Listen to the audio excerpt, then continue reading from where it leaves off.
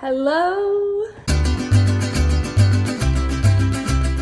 Welcome back to my channel. So for this video, I'm gonna be doing a military Q&A and, a military wife Q&A.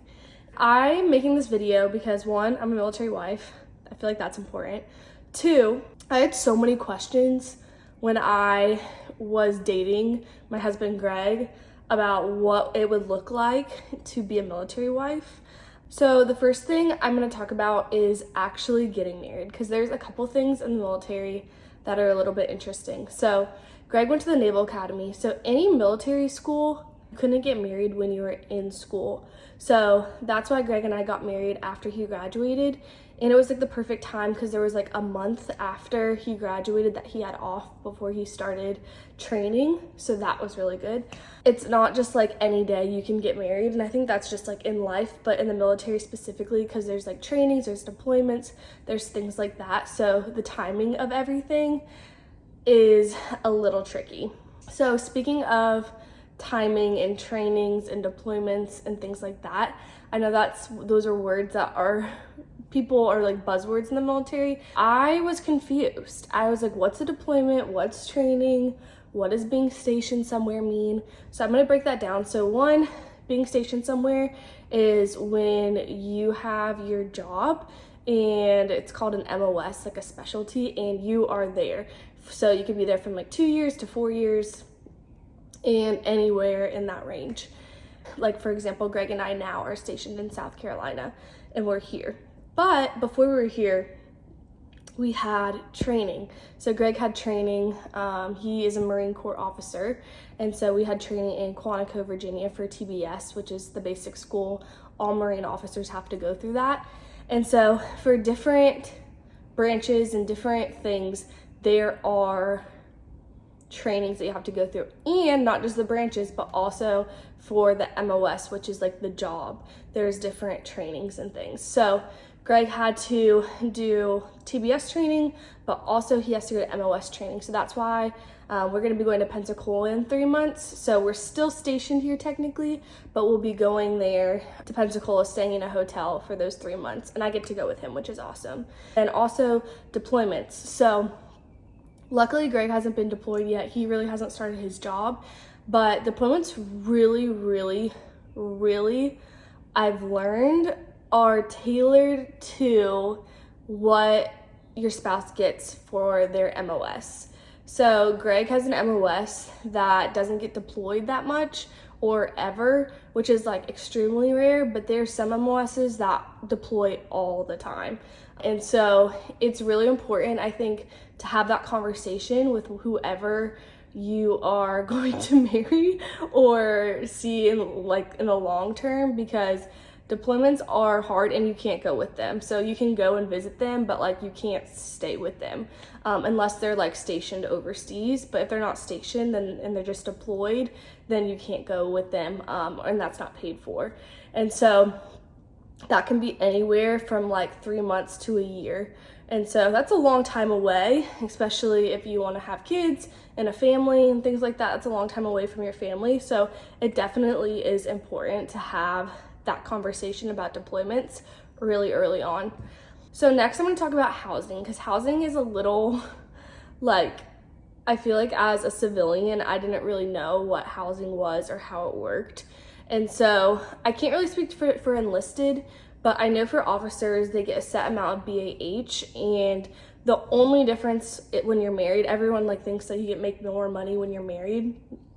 The only difference is the BAH and like the food allowance you get. So it's really not that much. Like he's not making more in his salary because he's married. It's just you get more towards your BAH and your living because you have dependents. So that is what people talk about when they say that when they're married they make more.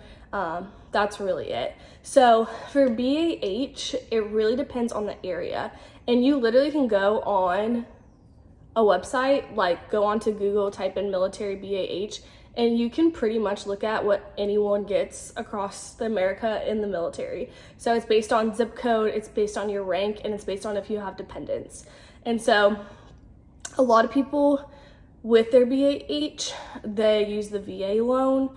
You do get the VA loan with the military, which is really nice. And I know a lot of military people, they rent. So that's an option too, like us.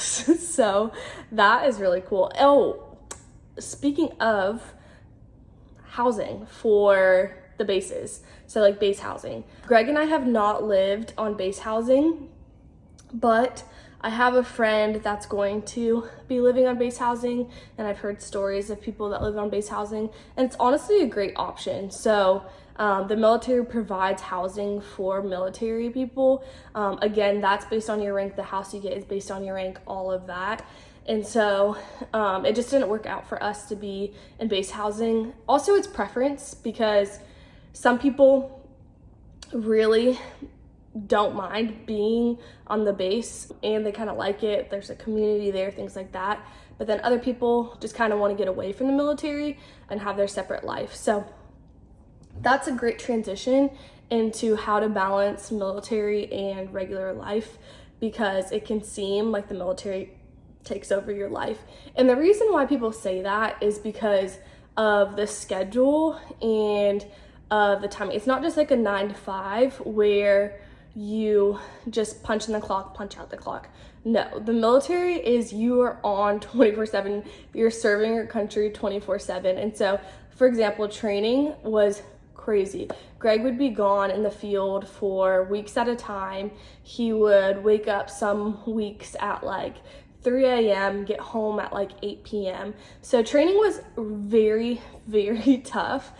And some people's jobs are like that. Like if you talk about like a Navy SEAL or an infantry guy, that's their schedule all the time. So it's really important to know what you're getting into as well with the scheduling. So Greg's MOS, he is an air supply officer. It is pretty chill. So I'm not saying that he still works a lot of hours and does a lot, but compared to what he was doing in training, it's not as taxing on his body, which is really, really good. So to balance it, you really just have to have a schedule for yourself. Like as a military spouse, you have to have a rhythm for yourself. You have to have consistency for yourself, because their schedule is always going to change, but you need something in your rhythm that you know, okay, I'm going to wake up. If you work, you're going to go to work. You're going to do this, this, and this. And that way you're not just solely dependent on what they're doing. That has really helped me. When I first became a military wife, I didn't work. And so we knew that we wanted to work, but we were just unsure of the possibilities and things like that. And so it's really hard when you're moving around so much to get a job, because for example, we were in Maryland for 3 months, and then we moved to Virginia for 7 months. And so it was like we were there for such a short amount of time, and I'm not going to tell the employer like, hey, I'm going to be here forever and I have means to leave in the next 3 months. So that was really tricky, but I found a remote job and it's part-time. So it was really great for the lifestyle of being a military wife, having something remote. And there's remote jobs for military spouses, specifically for military spouses that other military spouses have made. But yeah, having a job is really, I think, really important. Or not even a job, but just like a hobby, something that you can do. My one friend, she writes blogs, and that's been really good. I know another girl, she does like YouTube, and that's her job. So just having something that keeps you motivated and keeps you encouraged and inspired is really important.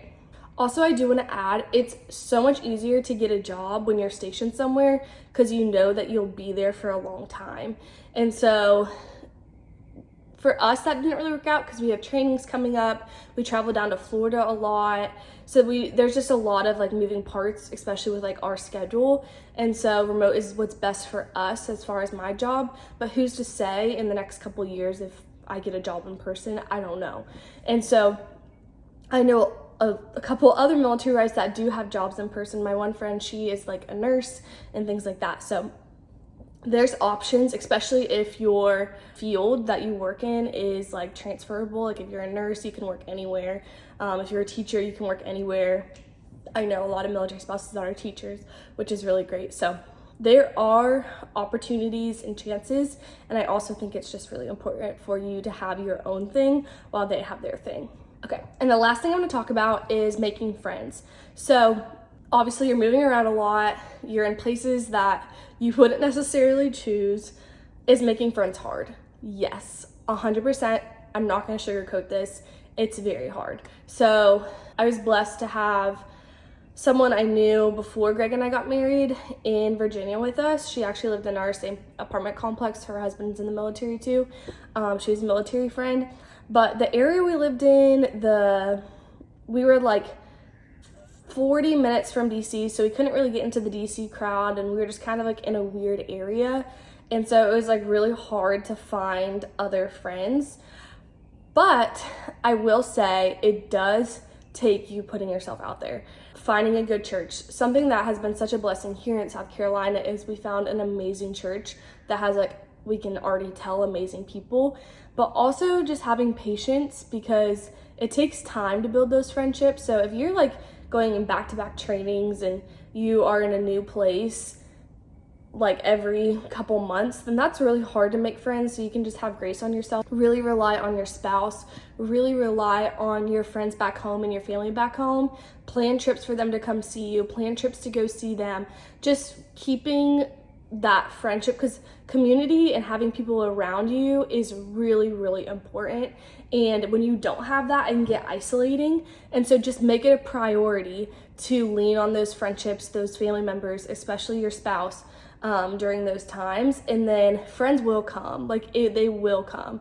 I will say it's been a year that we've been in the military, and I've made some great friends so far, but every time I move somewhere new, it's like starting all over. And I'm sure you've heard that about the military. And so you really just have to have a positive, optimistic outlook on it, or you can get really down in the dumps about it. So my encouragement is to get involved in a church, get plugged in, and get a gym membership. You know what I mean? Like, meet people at the gym, or go to the Pilates or something. So those are all my recommendations as far as how to get and maintain healthy relationships in the military. So that is all for this video. I really hope you guys enjoyed and that this was informative. If you have a significant other that you want to marry one day, also I would love to answer any questions that you have in the comments. So if you have any questions, and even if you like aren't in the military and you have questions about like moving to a new place or things like that, I don't have all the answers, but I can try to answer them. And yeah, and also let me know if you like these military videos. I can make more. I can do it. So just let me know. But I love you guys. I thank you so much for watching. Don't forget to like and subscribe. That just helps me out and also helps me get to know you a little bit more. So I hope you guys have an amazing rest of your day, and goodbye.